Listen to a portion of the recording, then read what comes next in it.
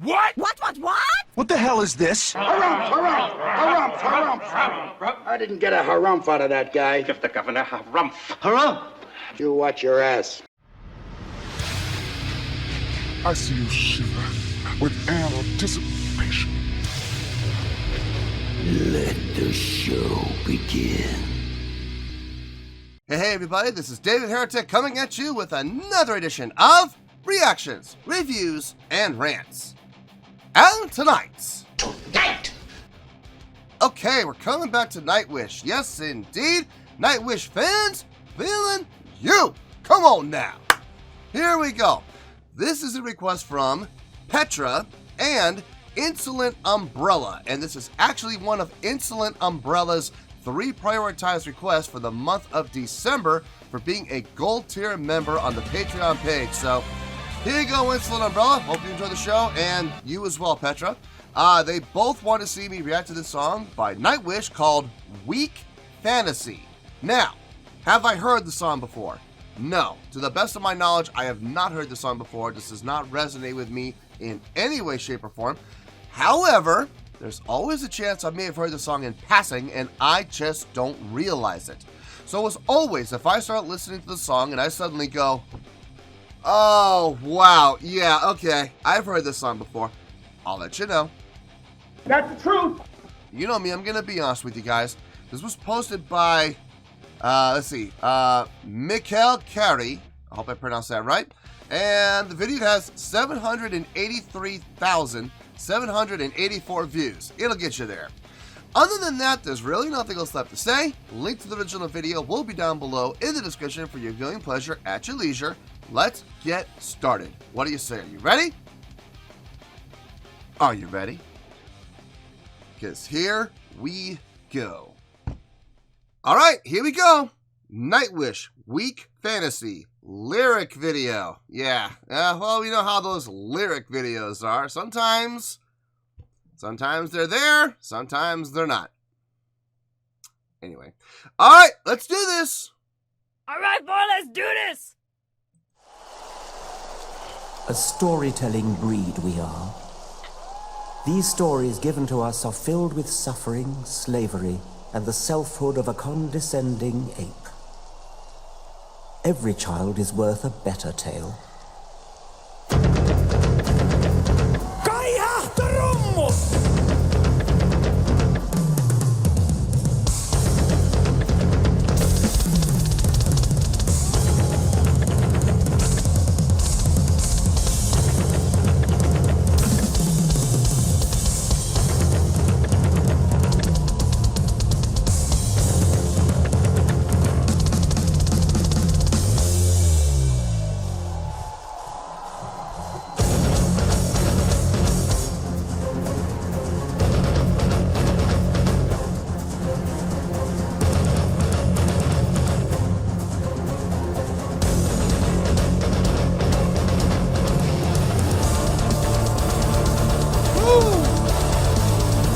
Ah!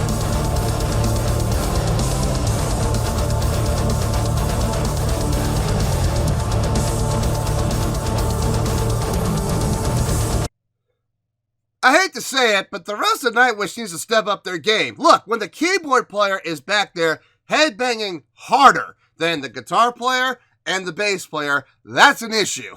That's a big problem. So, Marco, and I still have not learned the guitar player's name yet.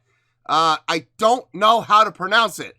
But you two need to step up your game, because Tomas right now is making you both look foolish. Dear Lord, look at that headbanging.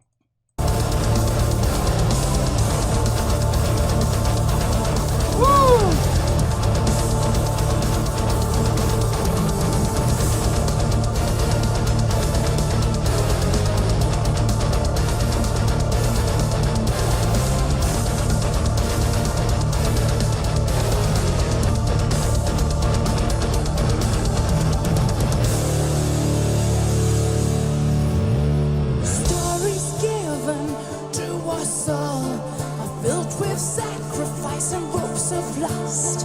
Dissonant choirs and downcast eyes, selfhood of a condescending ape.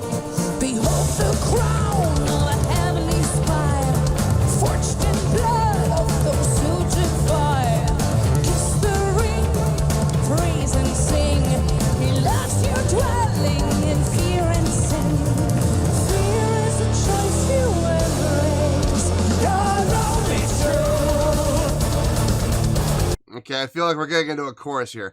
Let me back up a little bit.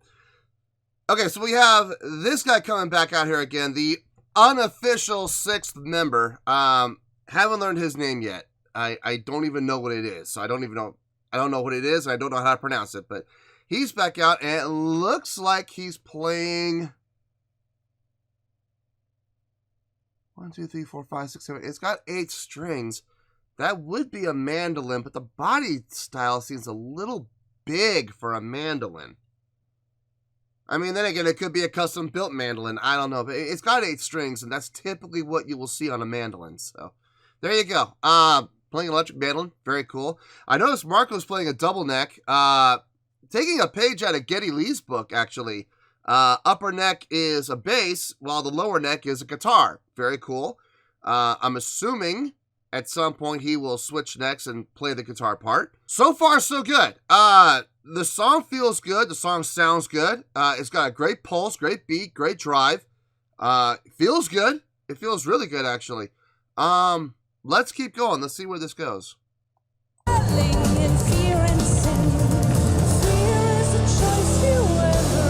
like that setup. There we go.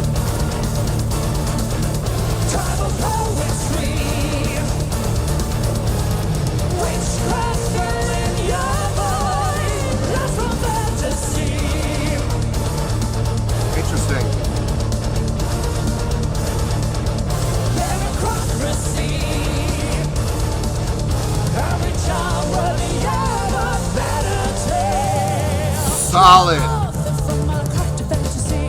Solid harmonies right there. I mean, there was no wavering or anything on those harmonies. It's interesting. They're going unison, unison, unison. So the first 3 lines are all unison. And then the last line, only the last line of the phrase, they go to the harmonies. And then they come right back to unison again at the beginning of the next phrase of the chorus. So each phrase of the chorus you got, let's see, 1, 2, 3, 4, 2, 2. So it's an 8-bar phrase?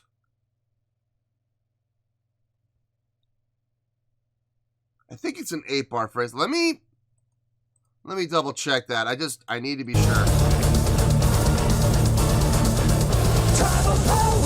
Oh, I'm not. There we go.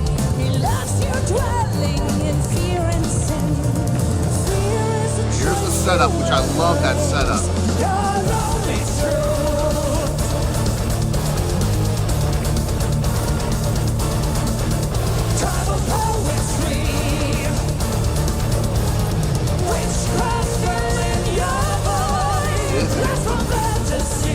Okay, so it is an 8-bar phrase. And before it goes into the next half. Okay, so 8-bar phrase, first 2 lines, unison. The final line, the last 2 measures, that's when they split into the harmonies. Very smart, very, very cool. Not something you hear very often from bands who do harmony, like vocal harmonies. Usually when bands do vocal harmonies, they'll start on the harmony and they'll stay on the harmony. They don't flip back and forth between unison to unison to harmony. So that's cool. I dig that. I really dig that setup. Ba da da into the chorus. Very, very cool. It's simple. It's a simple. I mean, seriously, it's 2 measures. That's all it is. But it's smart. And is it needed? I don't know if it's needed, but I'm glad it's there because it really does make transitioning from the verse to the chorus smooth. It's a quick little 2-bar pre-chorus. And honestly, you don't need more than that. You don't need to have a humongous, long, elaborate pre-chorus to set up the chorus. You don't. I mean, it's typically done. You know, pre-choruses will usually last anywhere from 8 to 16 measures, but when you have a quick little 2-bar pre-chorus, as long as it gets the job done, and it does. It absolutely does.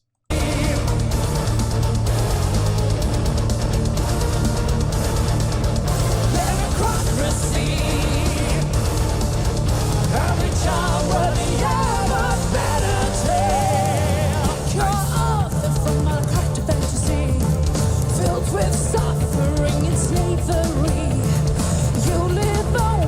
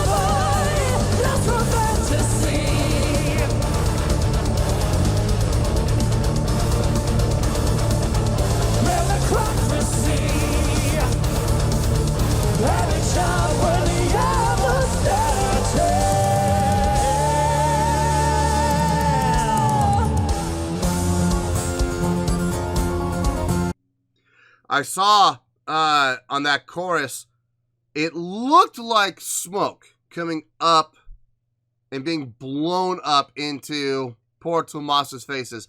Folks, for those of you who have never been on stage and have never dealt with stage smoke, let me tell you the honest to God truth about stage smoke. It sucks.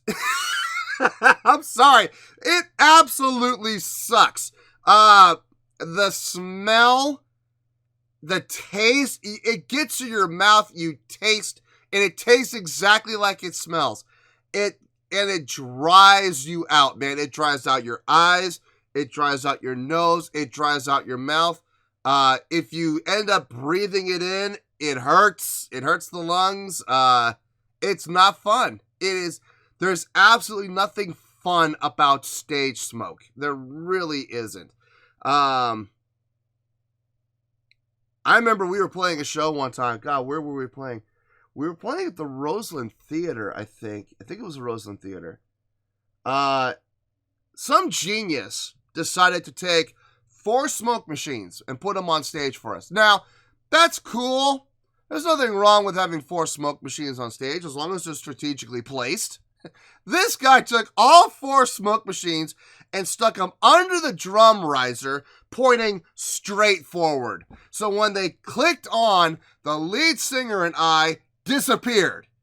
It was just whoom, and this wall of smoke came out from under the drum riser, and the lead singer and I, we were pretty much shoulder to shoulder at that point in the show, and we got buried. And we're the ones doing most of the vocals. I mean, he's doing all the lead, I'm doing most of the backing vocals. So it was rough. He actually, luckily during that, it wasn't during that song, it was during the next song, there was an extended guitar solo. He ran off stage, quickly downed like 2 bottles of water, and in his eyes and in his face. I think he told me, if I remember correctly, he actually told me he snorted some of the water up his nose so he could clear out his sinuses. I was like, dude, that's hardcore. I toughed it out. I just didn't want to leave the stage. I never do, unless I'm like, I have no other choice. Like if I have to for the sake of the show, then I'll leave the stage. But I mean, he couldn't sing. His mouth was so dry, his throat was so dry at that point, he had to go get some water because of that stage smoke just sucking all of the moisture out of us. Not easy. So I gotta give major props to Tomas here for taking it like a champ. He really did. The energy on stage is really good. I'm seeing some great interaction, in particular from these two. The guitar player and the mandolin player. Guitar player is constantly jumping up on the riser and interacting with him. I saw Marco come over. He tried to interact with them. It's hard to interact with people when their back is turned to you. It's kind of tough. But I gotta give Marco credit for trying. He tried. He left his little hobby hole over here and came over here and interacted. Good for him. Loving for lack of a better word, the windmill competition that's happening between Tomas and Floor. That's fun to watch, Who's got the better windmill? It's a tough call. I think Floor's windmill is smoother. It's more circular and fluid. But I think Tomas has got more oomph and energy behind it. It's a little what's the word I'm for? Uneven. Like there's like a whip to it. It's like wham, wham, wham, like that. Whereas Floor is very circular, even, flowing. So I don't know. Me personally, I think I like Tomas's windmilling better. I think I like that little crack in it, that little bit of extra oomph to it. I like that. I do dig that. Anyway, let's keep going here.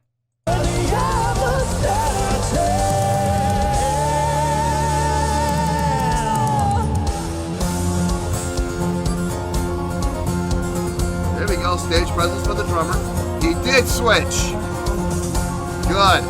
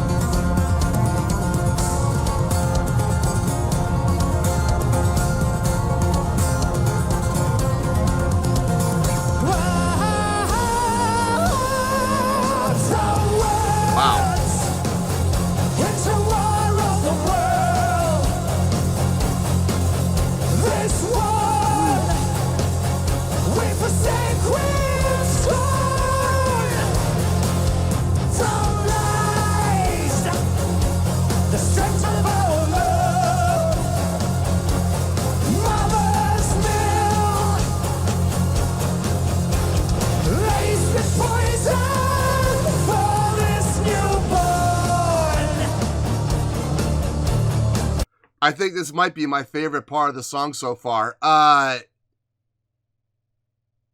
It's just straight ahead, chun chun chun chun chun chun chun chun, coming from guitar and bass, and well, the mandolin too. It's just very straight ahead, just 1 and 2 and 3 and 4 and 1 and 2 and 3 and 4, and just chunking heavy on those strings. Great palm muting from everybody because there's like no bleed over. It's just solid eighth notes with no bleed, no carryover at all. It feels and sounds so good. And then the vocals from both Marco and from Floor.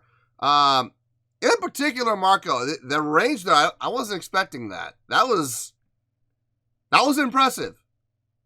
That was impressive. As a matter of fact, it was so impressive, I want to go back and listen to it again.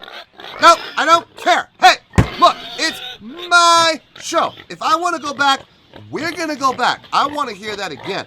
I don't have to. I want to. There's a big difference. You know, like when I went back earlier, it's because I had to make sure I was counting correctly. And that's not because I wanted to go back. I had to. I had no choice. In this case, I want to go back. Deal with it.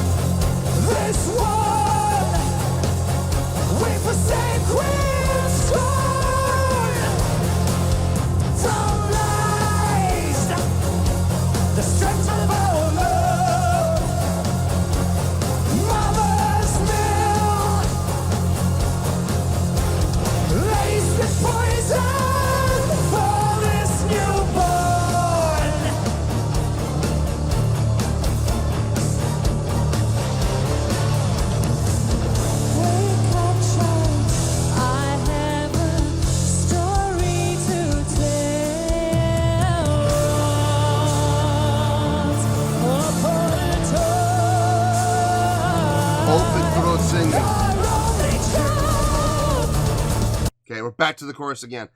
Yeah, that open throat singing, man. And she's switching it up on the fly. I mean, she's got the rock voice going, a little more clenched because it's, you know, you're trying to get the right tone. But then, like, in the very next phrase, she just open throat sings. And I love the ability that she has. I'm not talking about the talent. I'm not talking about the range.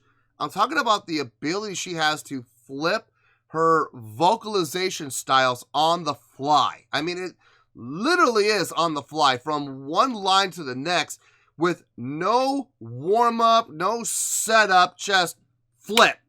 You know, rock style to operatic style, just like that. It's not easy to do. It's not. Try it sometime. Try it and see how well it works out for you. You know, it's not easy to do. It takes a long time, a lot of training, a lot of practice to be able to do it like that and be able to develop that kind of an ability. So all the credit in the world to her for being able to do that.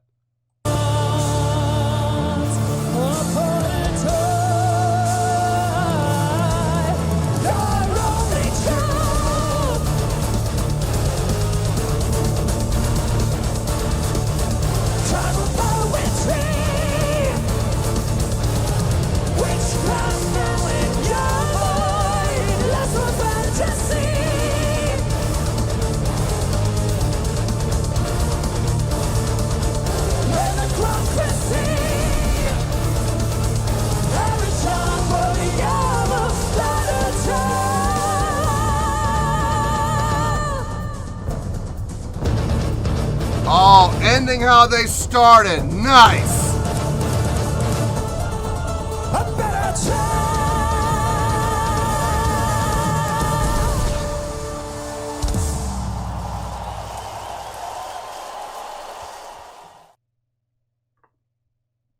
Nice. I don't know where in the set list this was, but I don't know.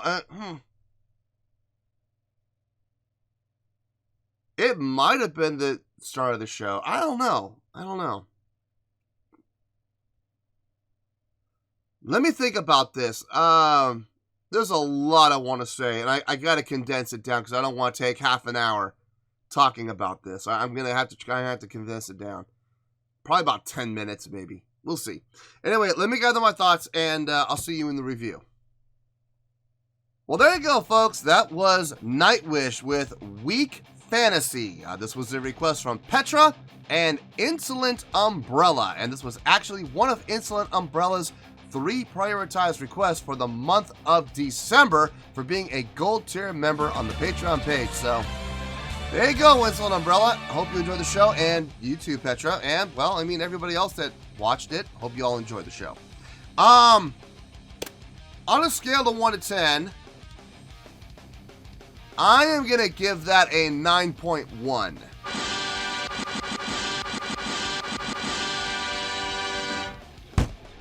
Yep, 9.1. I feel great about that score. Let me tell you why. Why? This was a fantastic song. It really was. I loved the structure of the song, how the song was designed, from the intro to verse to pre-chorus, a short pre-chorus to chorus. Repeat, you know. Then we got, you know, another verse, another short pre-chorus, chorus. We had this breakdown into the bridge. Now the bridge, I believe, was probably my favorite part of the song, where you just had those straight ahead chunky eighth notes. Really, really cool. Absolutely dug that part. Back into chorus, if I'm not mistaken. We skipped verse, went bridge because the bridge was extended, and then into final chorus to end the song. And then they ended the song musically exactly how they started, with that same rhythmic pattern. I think, don't quote me on this, I'm not 100% sure, but that I think that was it. Yeah, that rhythmic pattern, that unison rhythmic pattern across the board from everybody. Drums and keyboards in the beginning, and then when they were ending, drums, keyboards, guitar, and I'm not sure if that was I'm almost positive it was a mandolin, but I'm not 100% sure. The body style looked a little different, but it could have been custom made, so I'm not 100% sure. But the structure of the song was fantastic. I love how they structured it. From the performance aspect from everybody on a musical scale, everybody sounded outstanding. It was interesting to watch Tomas using the 2 hands, 2 fingers on 1 key to get that rhythmic pattern. Could he have done it with just 1 finger? He could have. He could have also used 1 hand and just gone between the 2 fingers. I think he was doing the 2 hands for showmanship, and I can absolutely appreciate that without question. Was it necessary? No. He could have done it with 1 hand, you know, either 1 finger or 2 fingers. It would have been just fine. But the extra effort to do it like that for the sake of showmanship, very cool. The drumming on this, solid, rock solid. Nothing terribly impressive. There wasn't anything that he did that stuck out that was like, oh my god, you know, nothing like that. But everything across the board for the drummer was absolutely rock solid. Everything sounded good. Fills all sounded good. Cymbal work sounded good. Doing the right cymbals at the right times, appropriately for the flavor and for the color effect. So no problems there. Great. I will say he has some great tom work. And in particular at the beginning and the end with that rhythmic pattern. So I dug that. The guitar player, still have not learned how to pronounce his name yet. I know I'm like 3 videos in deep, and you guys haven't even seen the videos where I'm actually filming this. Remember, I filmed 6 weeks in advance, so you know I've already recorded and edited and uploaded those videos where I've been asking you guys, how do you pronounce his name? This is like the 3rd time now. You guys still haven't even seen the first one yet, so it's kind of rough. But listen, I am confident in the comments you guys are going to tell me how to pronounce his name, and once you guys do, I will start saying it. I know how it's spelled.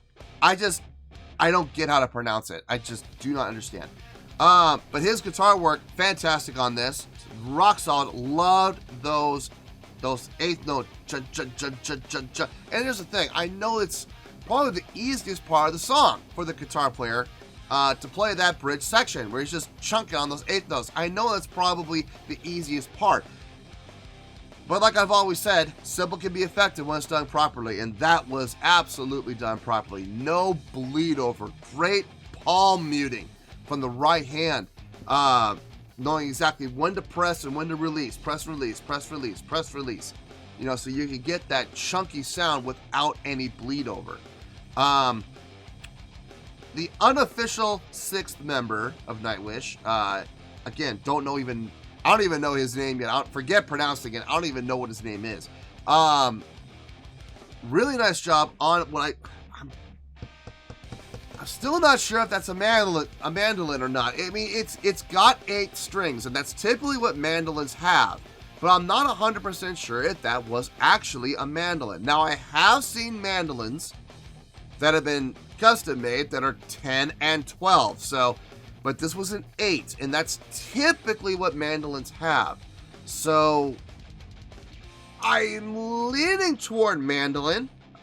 I could be wrong. It could be something else, but it looks like a mandolin. Doing a great job playing on it. He wasn't always clear in the mix, but when he would come through, like on that breakdown section,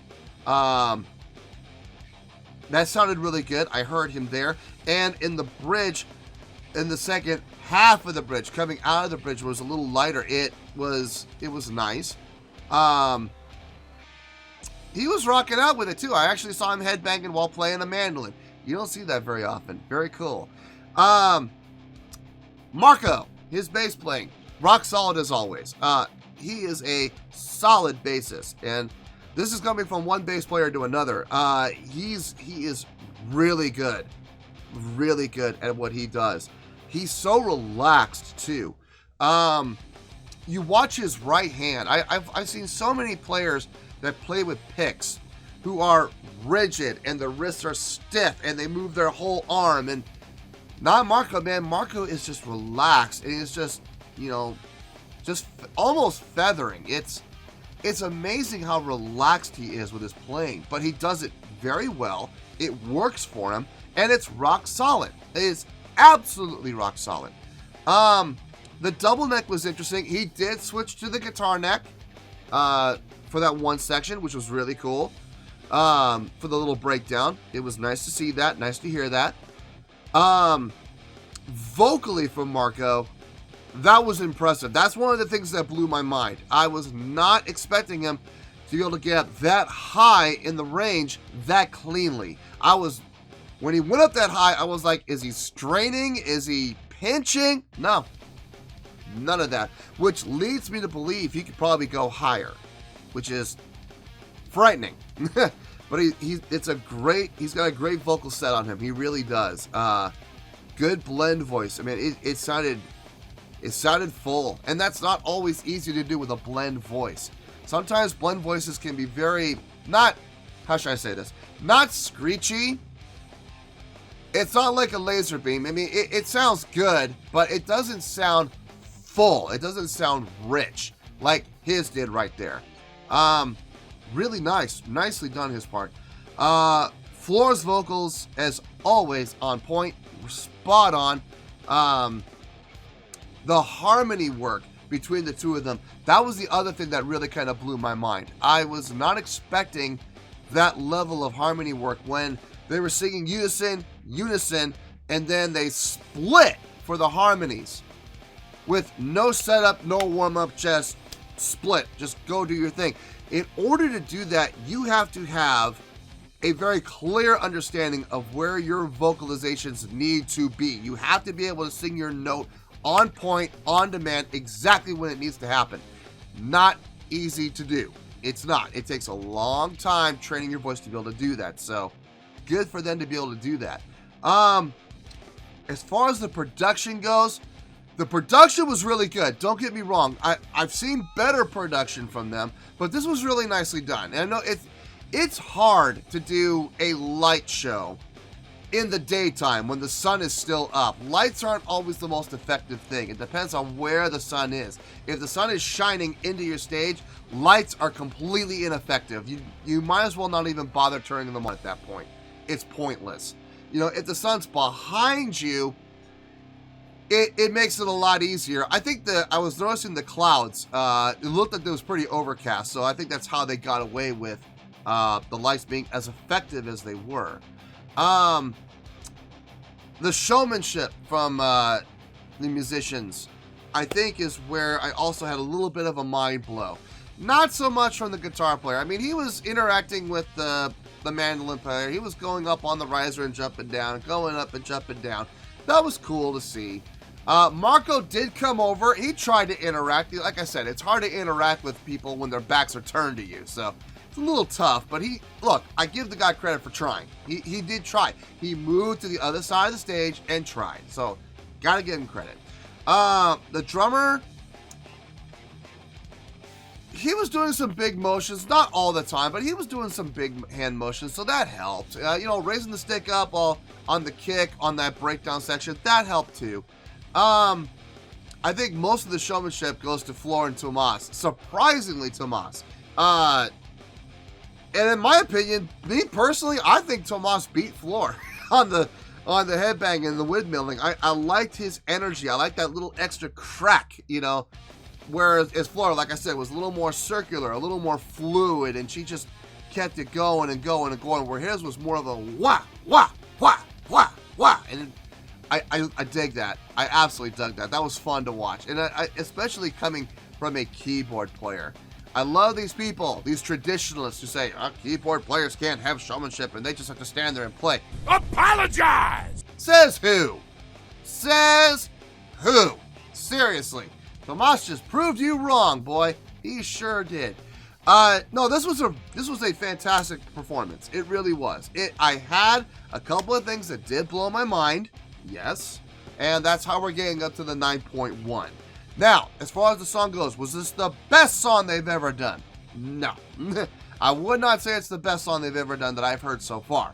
Was it the weakest song I've ever heard? No. No, it was definitely not the weakest song I've ever heard. The song itself was kind of middle of the road, but a little more than just middle of the road. Like, on a scale of, like, you know, Nightwish songs, I would put this at about a 6, you know, out of the, you know, like, Ghost Love Score is up there on the, you know, like 9s and 10s, you know, as far as the scale of your most impressive songs, you know. This was like around the scale of about a 6, maybe 6.5. You know, it wasn't the most impressive song I've heard from them, but it was up there. It was definitely up there. So, I feel good with the 9.1. That is where we're going to stay, and that's all there is to it. 9.1, final score, I have spoken. Well, that's going to do it for this edition of Reactions, Reviews, and Rants. Hope you all enjoyed the show. Hopefully, I was able to entertain you. If I was able to put a smile on your face and brighten your day, then I did my job, and I'm so glad I could do it. If you did enjoy the show, and you would like to see more videos like this, feel free to join the fan base by clicking on that button down there. Yeah, you know the button I'm talking about. Click on that button, join the fan base, and become one of us. Now, for whatever reason, if you don't feel like clicking on that button, that's okay. I still respect you. Also, if you did enjoy the video, please feel free to give the video a thumbs up. It'll do me a world of good, and it will do you absolutely no harm whatsoever. Finally, if you guys do join the fan base, you will find a bell down there that you can click on. By clicking on that bell, it'll keep you up to date on everything happening with this channel, including when new content gets dropped. So, if you want to stay in the know, click on the bell, and you'll stay in the know. Well, that's going to do it for the night, folks. Until next time, this is David Heretic signing off, reminding you to stay fabulous and support each other. Later. Peace.